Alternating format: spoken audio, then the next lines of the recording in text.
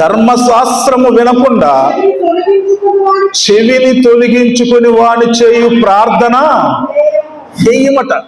ధర్మశాస్త్రము అంటే దేవుని మాట, వాక్యము వినకుండా నువ్వు ప్రార్థన చేస్తే ఆ ప్రార్థన దేవుడికి హేయము. హేయం అంటే అసహ్యమట.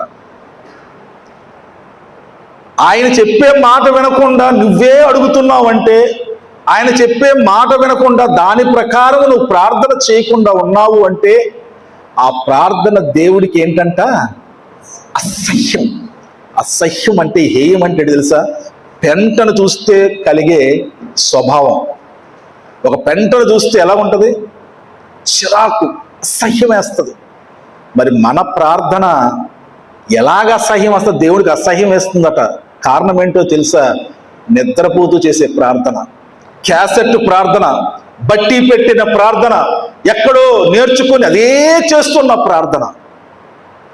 ప్రార్థన అంటే అర్థం ఏంటంటే దేవునితో మాట్లాడడం. గుర్తుంచుకోండి, ప్రార్థన అంటే పెద్ద పదం లేదు అక్కడ.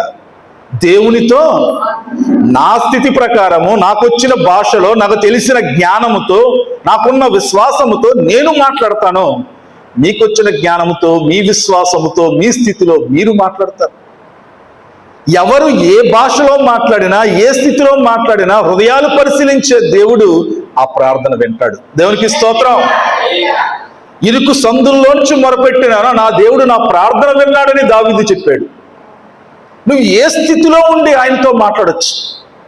విశ్వాసము బలహీనమైనప్పుడు మాట్లాడు, విశ్వాసముతో మాట్లాడు, విశ్వాసం పెంపొందించుకోవడానికి మాట్లాడు, ప్రభువుతో సహవాసం కోసం మాట్లాడు, ఏదన్నా మాట్లాడు. నువ్వు మాట్లాడడమే ప్రార్థన. మన నాన్నగారితో ఒకలాగా మాట్లాడతాం, అమ్మతో ఒకలాగా మాట్లాడతాం, పక్క వాళ్ళతో ఒక మాట్లాడతాం, సహోదరితో ఒకలాగా మాట్లాడతాం.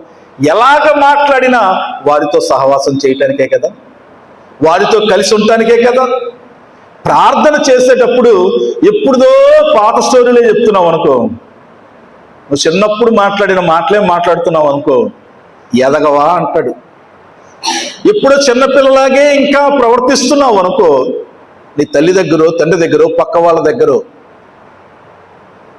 మైండ్ ఎదగని వాళ్ళు చేసే పనులు.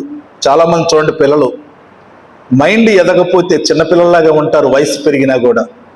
మరి మనం ఎలాగ ఉండాలి? మెలకువ కలిగిన వాడు ఏం చేస్తాడు?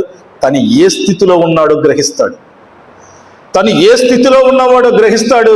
తన చుట్టుపక్కల ఎటువంటి పరిస్థితులు ఉన్నాయో గ్రహించి ప్రార్థన చేస్తాడు. మెలకువ కలిగిన ప్రార్థన.